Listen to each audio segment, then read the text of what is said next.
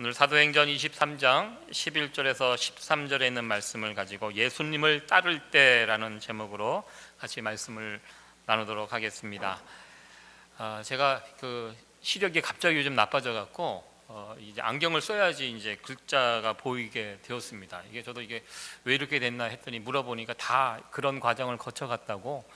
저도 이제 안경을 안 쓰다가 쓰니까 굉장히 어색해요. 지금 이 안경은 멀리 있는 사람들이 안 보이고 가까이만 보입니다. 그래서 여러분들이 지금 뿌옇게 지금 보이고 정확하게 안 보여요.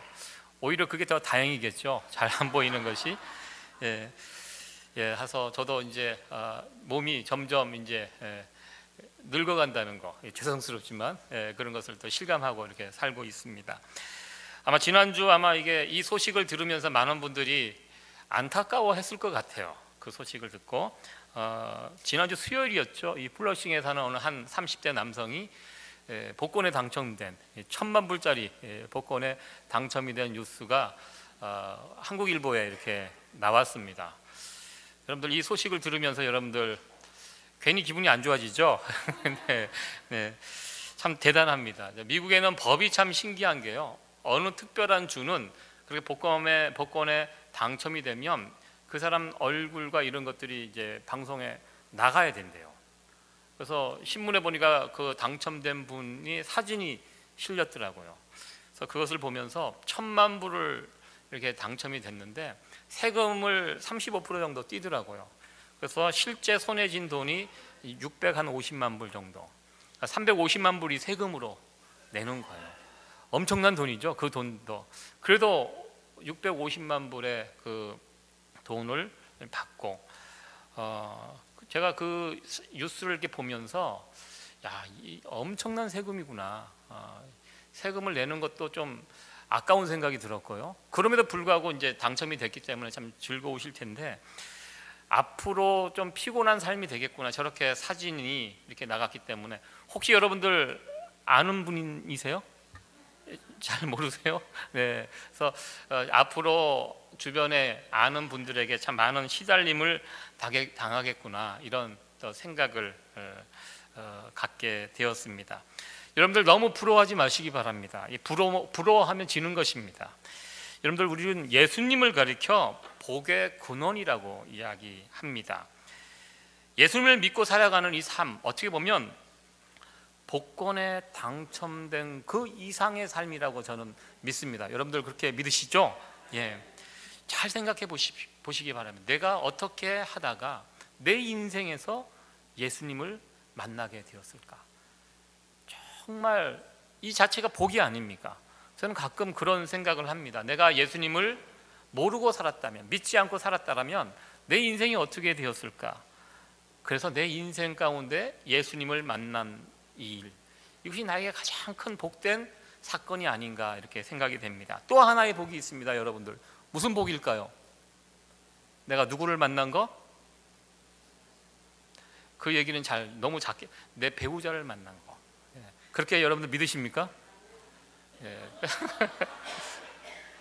좀 약간 많은 것을 생각하게끔 하는 그런 대답인 것 같습니다.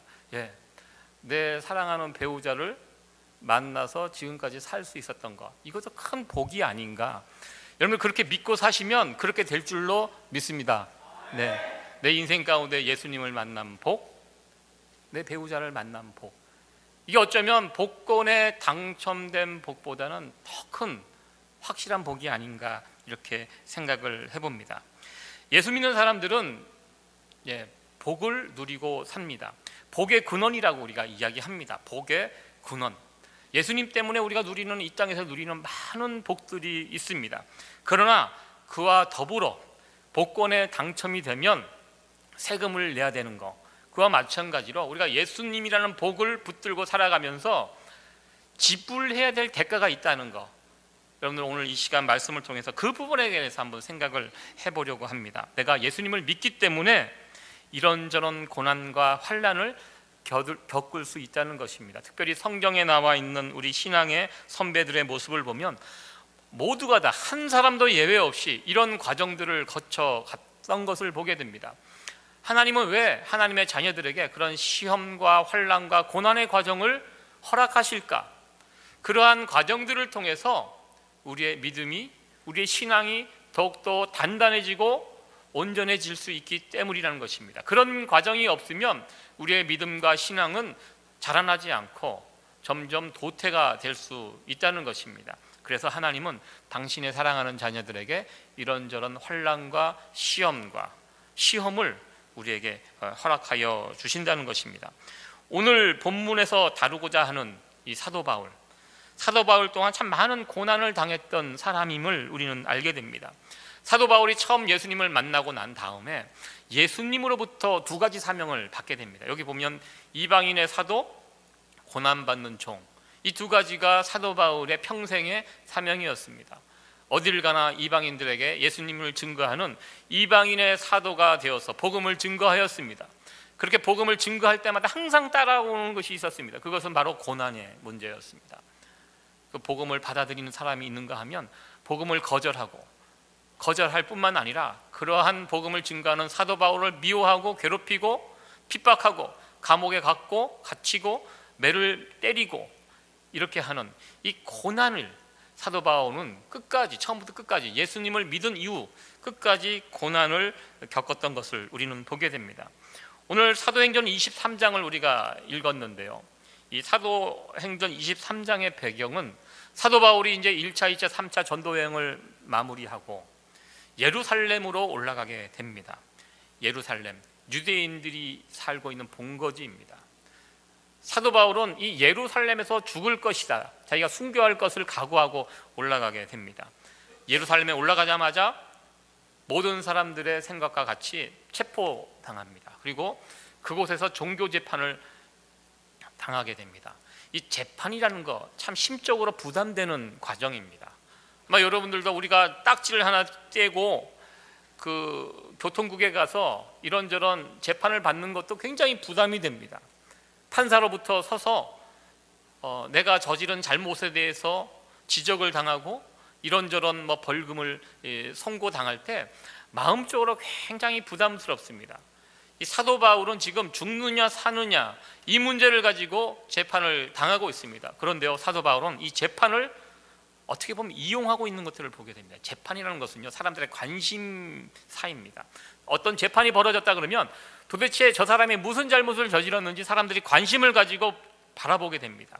그 자리를 사도 바울은 이용합니다. 그래서 내가 왜 이 자리에 섰는지, 내가 증거한 예수 그리스도가 무엇인지, 내가 왜 예수님을 믿게 되었는지, 이 재판 자리를 사도 바울은 이용해서 그곳에서 신나게 복음을 증거하는 사도 바울의 모습을 보게 됩니다. 위축되지 않고 누구 앞에서, 왕 앞에서도 내가 왜 지금 사슬에 매였는지, 내가 예수를 어떻게 믿게 되었는지 누구 앞에서도 너도 알고 싶냐? 그래, 내 얘기 들어봐라. 그리고 그 앞에서도 열심히 신나게 자신의 상황을 설명하고 그걸 통해서 복음을 증거하는 사도 바울의 모습을 보게 됩니다. 이 유대 최고회의 산헤드린 공의에서도 사도 바울은 그것을 복음을 증거하는 기회로 삼게 됩니다.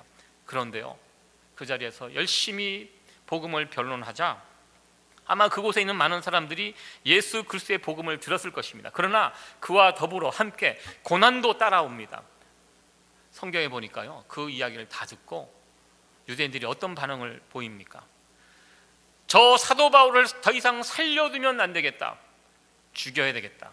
사도 바울이 살아있으면 나는 물도 마시지 않고 먹지도 않겠다, 이렇게 결심한 사람이 40명이나 되었다고 이렇게 오늘 성경 본문은 이야기하고 있습니다. 이 40명, 여러분들 한 사람이라도 나를 위협하고 나를 싫어하는 사람이 있으면 부담이 됩니다. 이 가운데 누가 한 분이 나를 미워한다, 그러면 생각만 해도 막 그럴 리가 없겠지만 생각만 해도 힘듭니다. 근데 40명이나 되는 사람이 사도 바울이 죽지 않으면 나는 죽을 때까지 먹는 거 마시는 거 하지 않겠다, 이렇게 결심한 사람이 40명이라고 성경은 이야기하고 있습니다. 대단히 위험한 상황임을 우리는 보게 됩니다. 이런 상황 가운데 오늘 11절에 주님께서 사도 바울에게 말씀을 주셨습니다. 우리 11절 말씀 같이 한번 읽어보도록 하겠습니다. 시작. 그날 밤에 주께서 바울 곁에 서서 이르시되 담대하라, 내가 예루살렘에서 나의 일을 증거한 것 같이 로마에서도 증거하여야 하리라 하시니라. 아멘. 무슨 뜻입니까? 지금 죽음의 위기에 놓여 있는 사도 바울, 예루살렘에서는 죽지 않는다는 그런 뜻입니다. 자, 하나님의 뜻은 오묘합니다. 사도 바울은 예루살렘에서 자기가 죽을 줄 알았습니다. 그 자리가 죽는 자리인 줄 알았습니다. 그런데 우리 주님께서 밤에 환상 중에 나타나셔서 예루살렘에서 죽지 않는다, 로마에 가서도 이 복음을 증거해야겠다, 이렇게 말씀을 해 주셨습니다. 어쩌면 이것이 위로하는, 사도 바울을 위로하는 말씀일 수도 있습니다. 지금 막 죽이겠다고 달려드는 사람들이 있는데요, 저들 손에는 죽지 않는다, 네가 예루살렘을 떠나서 로마까지 가게 될 것이다, 이렇게 말씀을 해 주셨는데요, 사실 이 말씀을 곰곰이 생각하면 사도 바울에게는 그렇게 좋은 말씀은 아니라고 생각을 해봅니다. 왜냐하면 사도 바울의 사역 자체가 굉장히 힘든 사역입니다. 복음을 증거하고 그것 때문에 많은 환난과 핍박을 당하게 됩니다. 복음 때문에 거절당하고 잡히고 매맞고 모욕당하고 죽음의 위협을 예루살렘에서 지금 받고 있는데요, 그 모습이 이제 로마로 옮겨지게 된다는 것입니다. 사도 바울의 사역의 모습이 그와 같습니다. 신나는 사역이 아닙니다. 복음을 증거하고 예수 믿는 사람들의 열매를 거두지만 그와 동시에 사도 바울을 괴롭히는 수많은 사람들, 수많은 일들이 계속해서 일어났던 것을 보게 됩니다. 이제 그런 일들이 로마까지 이어지게 될 것이다, 그것을 사도 바울에게 알려주는 그런 말씀입니다. 예루살렘, 로마, 담대하게 잘 견뎌라. 그런 환난과 시험이 계속해서 이어지지만 지금 환경을 바꿔주겠다, 모든 것이 좋아지겠다, 이 말씀이 아닙니다. 그렇지만 담대하게 그 상황들을 잘 견뎌내라는 우리 주님의 말씀이었습니다. 오늘 이 본문의 상황을 통해서 우리가 몇 가지 한번 생각을 해보려고 합니다. 첫 번째, 우리가 살펴볼 것은 예수님을 믿게 된 이후의 그 삶이 어떤 삶인가. 예수를 믿는 삶은 이 세상과 끊임없이 부딪히는 삶이라는 것입니다. 여러분들, 사도 바울의 고난이 언제부터 시작이 되었습니까? 예수님을 믿은 이후부터 시작이 됐습니다. 이 예수님을 만나기 이전에는 사도 바울은 그 삶 가운데 고난은 없었습니다. 잘 나가는 사람이었습니다. 똑똑한 사람이었습니다. 그 당시 최고의 대학 가말리엘이라는 큰 스승 밑에서 공부했던 앞길이 창창한 사람이었습니다. 세상적인 눈으로 봤을 때 사도 바울은 예수님 만나고 나서 망한 사람입니다.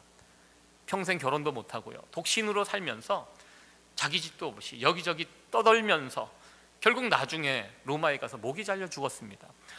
세상 사람들 눈으로 봤을 땐 철저하게 망한 사람이 사도 바울입니다. 예수님을 만나지 않았더라면 그의 인생 가운데는 고난이 없었습니다. 그러나 예수님을 만난 이후에 계속 이런 고난의 문제를 짊어지고 살았던 사도 바울의 모습을 우리는 보게 됩니다. 사실 우리 크리스찬의 삶이 무엇입니까? 세상을 거스리며 살아가는 삶이 크리스찬의 삶이라는 것입니다. 왜냐하면 우리가 살아가는 이 세상, 아직 하나님을 모르기 때문입니다. 내가 예수님을 믿고 있는데, 크리스찬인데 이 세상 속에 살면서 아무런 불편함이 없다, 만약에 그렇다면 그분은 어떤 문제가 있다는 것입니다. 세상에서 들려오는 이런저런 소식을 듣고도 마음에 아무런 불편함이 없다면 우리의 마음이 지금 심각한 상태라는 것입니다. 여러분들은 어떠하십니까? 세상 속에 살아가실 때 이런저런 부딪힘을 경험하십니까? 아니면 아무런 부딪힘 없이 그냥 살아가고 계십니까? 우리는요, 세상이 흘러가는 대로 살아가면 안 된다는 것입니다. 세상의 방식에 거슬리면서 그로 인하여 이런저런 환난과 고난을 기꺼이 감당할 수 있는 그런 성도들이 될 수 있기를 간절히 축원합니다. 사도 바울은 많은 고난과 환난을 경험했던 사람이었습니다. 그럼에도 불구하고 늘 사도 바울은 힘들고 얼굴을 찡그리고 괴로워하면서 살았던 사람이 아님을 우리는 잘 압니다. 그러한 환경 속에서도 늘 하나님께서 주시는 평안을 누리고 기뻐하며 살았던 사람이 사도 바울이었음을 우리는 알게 됩니다. 두 번째로 우리가 살펴볼 문제는 바로 그 부분입니다. 우리가 어떻게 이 환난과 고난 속에서 예수 믿는 사람으로 살아가는 이런저런 환난과 고통, 고난 속에서 어떻게 평안을 누리며 살아갈 수 있는가, 이 부분에 대해서 한번 생각을 해보려고 합니다. 로마서 5장 3절과 4절에 사도 바울이 귀한 고백을 하고 있습니다. 우리 같이 한번 읽어보도록 하겠습니다. 시작. 다만 이뿐 아니라 우리가 환난 중에도 즐거워하나니 이는 환난은 인내를, 인내는 연단을, 연단은 소망을 이루는 줄 알미로다. 아멘. 사도 바울은 환난 중에서도 기뻐한다고 말하고 있습니다. 왜?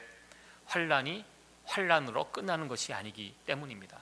우리가 보는 이 세상이 다가 아니기 때문입니다. 이 환난과 이 고통 속에서 이것이 지나간 다음에 하나님께서 베풀어 주신, 우리 주님께서 주시는 영광과 은혜가 그 다음에 있음을 사도 바울은 알고 있었고, 그렇기 때문에 그 본인이 평생 사모하며 기다렸던 의의 면류관을 바라보면서 현재의 고난을 묵묵히 참고 견딜 뿐만 아니라 고난 중에서 오히려 기뻐하며 평안을 누리며 살았던 사도 바울의 모습을 보게 됩니다.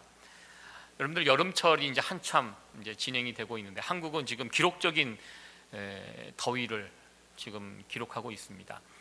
이 더울 때 가장 고생하는 사람들이 있습니다. 특별히 수험생들, 올 겨울에 이제 대학 입시를 앞에 두고 있는 수험생들이 다 여름에, 이 더운 이 여름이 고비입니다. 이 여름을 잘 버텨야지 이제 시험 성적이 좋게 나오는데요. 저도 이제 집에 이제 수험생을 듣고 있습니다. 이제 올 겨울에 지나면 이제 SAT 시험을 보고 이제 대학을 준비하는데 제가 항상 라이드하면서 아이에게 부탁합니다. 올 여름을 잘 견뎌라. 요 시간만 잘 견디면, 제가 계속 감원 이설로 제가 여러분들 미국에선 대학 들어가도 더 고생입니다. 더 공부 더 많이 합니다. 한국하고 다르더라고요. 대학에 들어가서 훨씬 더 공부 많이 하는 것을 보게 됩니다. 일단 제가 올 여름에 공부 열심히 하도록 계속 옆에서 제가 격려하고, 요거 끝나면 내가 뭐뭐 해주겠다 그러면서 계속 달래고 있습니다. 한국에 있는 어느 학교에 걸려있는 급훈이라고 합니다. 공부하자 신랑이 바뀐다. 우리 여학생에 있는 여학교 학교 교실에 걸려있는 급훈이라고 합니다. 여러분들 이렇게 해서 신랑이 바뀌었습니까? 어떻습니까? 신랑이 바뀌면 큰일 나죠. 동기부여를 하는 겁니다. 이 여름, 더운 여름에 열심히 공부하면, 특별히 여성들 좋은 남편 만나서 공부한 만큼 좋은 남편 만나서 뭐 이런 의도로 이렇게 재미있는 급훈을 이렇게 했는데요. 현재 당하는 이런 고통, 고난, 어려운 시간들, 장차 만날 영광스러운 그 시간들을 바라보면서 참고 견디라라는 그런 급훈입니다. 여러분, 우리가 미국에서 한국 갈 때 보통 14시간 이렇게 비행기를 타고 갑니다. 1등석을 타고 가면 그런 문제가 없지만 보통 우리가 이코노믹석을 타고 갑니다. 얼마나 좁습니까? 저는 비행기 타는 것이 무섭습니다. 굉장히 힘들어요. 예전에 한번 가운데 껴서 간 적이 있습니다. 그러면서 그 가운데 껴서 5분, 10분이 얼마나 시간이 더디 가는지. 그래서 한국 갈 때 제일 힘든 것이 그 좁은 비행기 안에서 14시간, 13시간 어떻게 버틸 수 있을까? 그것이 항상 고민인데요. 그래도 가는 이유가 있습니다. 왜 갑니까? 그 힘든 그 고통의 시간을 잘 견디면 한국에 가면 사랑하는 우리 부모님, 보고 싶은 부모님, 형제들을 만날 수 있기 때문에 그거 생각하면서 참고 갑니다. 한국에서 이렇게 생활하다가 다시 미국으로 돌아옵니다. 미국으로 돌아올 때는 더 신나게 옵니다. 한국에 오면 누가 있습니까? 제 아내와 자녀들이 있고 또 사랑하는 교회 성도들이 있습니다. 그거 생각하면 또 그 힘든 시간들을 잘 참고 올 수 있습니다. 그것이 없다면 참 힘든 시간입니다. 그러나 그 오랜 비행 시간 끝에 만나게 될 내 사랑하는 형제, 자매, 배우자, 사랑하는 성도들을 생각하면서 그 어려운 시간들을 참을 수 있다는 것입니다. 환난 속에서 우리가 즐거워할 수 있는 것, 이 모든 과정이 끝난 다음에 우리 주님께서 베풀어 주실 은혜와 소망이 우리 가운데 있기 때문입니다. 이 과정들을 통해서, 이 어려운 고난을 통해서 하나님께서 우리가 정금 같은 믿음의 사람으로 세워질 것을 기대하면서 이런 과정들을 주셨다는 것, 그것을 바라보면서 우리가 견디어 나갈 수 있다는 것입니다. 그렇기 때문에 우리는 사도 바울과 같이 어려움 속에서 기뻐하고 평안을 누릴 수 있다는 것입니다. 우리에게 베풀어 주실 복과 은혜를 기억하시면서 우리가 예수님을 따라가며 지불해야 될 이 대가들을 기꺼이 지불할 수 있는 저와 여러분들이 될 수 있기를 간절히 축원합니다. 마지막 세 번째로 살펴볼 것은 우리가 주님을 바라보며 환난과 고통 속에서 버티고 있을 때 그때 우리 주님은 가만히 계시지 않고요, 우리 편이 되어주셔서 우리를 응원해 주신다는 것입니다. 23장 11절에 보면 그런 표현이 있습니다. 제가 노란색으로 제가 표시를 해놨네요. 그날 밤에 주께서 바울 곁에 서서라고 이렇게 우리 주님이 서 계시는 이 모습을 성경은 표현하고 있습니다.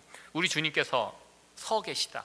성경에 보면 예수님이 서 계시는 경우를 가끔 설명하는 성경 구절들이 있습니다. 우리 예수님은요, 하나님 보좌 우편에 앉아 계십니다. 지금 부활하신 그 몸 그대로 하나님의 보좌 우편에 앉아 계시는데요, 가끔 우리 주님은 서 일어서세요. 어떤 상황에 일어서는가? 오늘 이 사도 바울 고난 중에 감옥에 갇혀서 지금 힘들어하는 이 가운데 우리 주님께서 서서 그 보좌에서 일어서서 우리 사도 바울에게 위로의 메시지를 전해주시는 것을 보게 됩니다. 계시록 14장 1절에 보면 같이 한번 읽어보도록 하겠습니다. 또 내가 보니 보라 어린 양이 시온산에 섰고, 시온산에 우리 주님이 서 계시다. 무슨 뜻입니까? 천상에서 승리하신 당당한 그 모습 우리에게 보여주고 있습니다.